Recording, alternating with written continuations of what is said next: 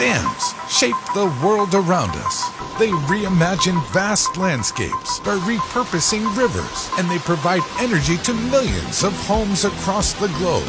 These monolithic civil engineering wonders have been around since the birth of civilization, and today they are a vital source of electricity.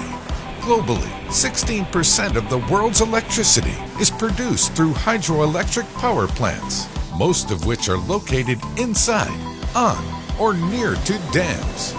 At first glance, dams don't appear to have any energy-producing power. To the casual onlooker, they're just large concrete or earthen structures that keep water from flooding areas downstream.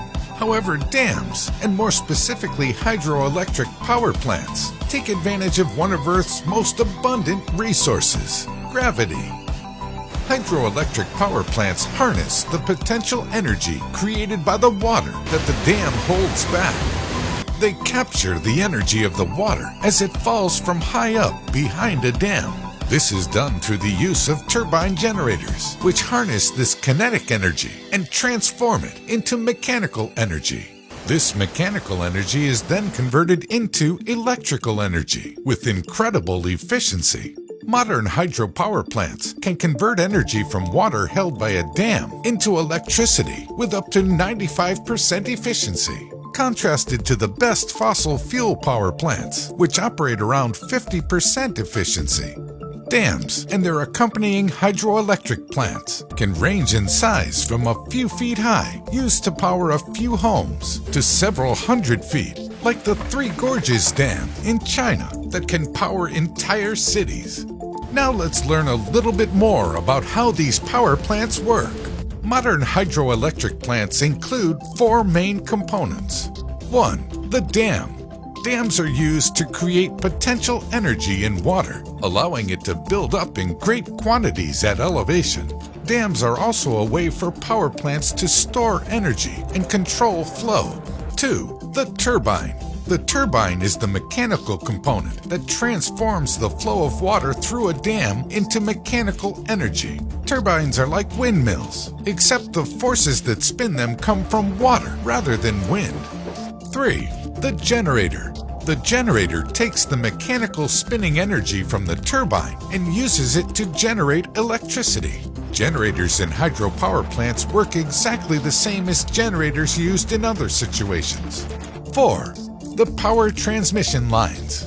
These take the electricity from the dam and power plant all the way to the houses and other places that need it.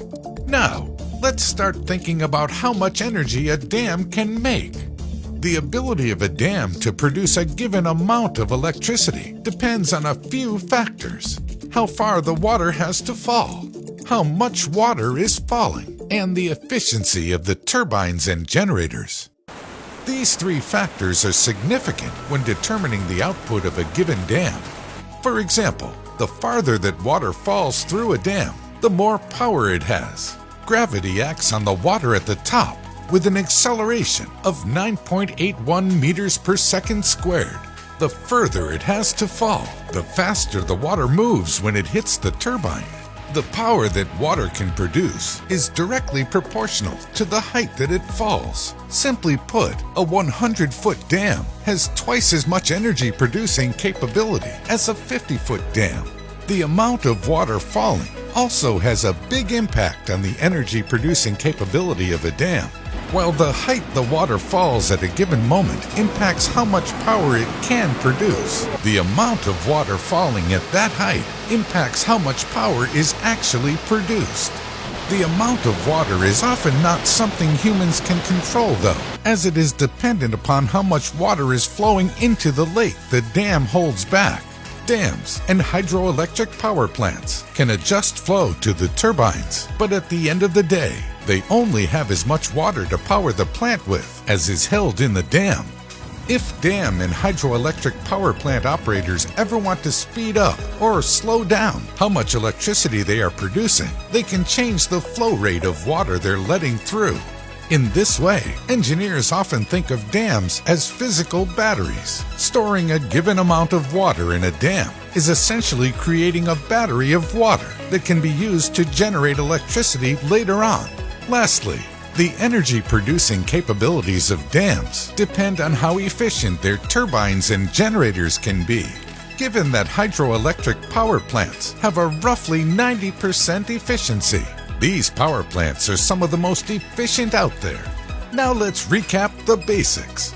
Dams are used to block up rivers and streams to create potential energy with the water by holding it in reservoirs at a higher elevation. The dam is then used to control the flow of that water into a hydroelectric power plant, which are often located inside or right next to the dams themselves. That water flows into the turbine, which is spun by the water. The spinning turbine then turns the generator, which transforms the spinning motion into electrical energy. That electricity is then carried through transmission lines to your house,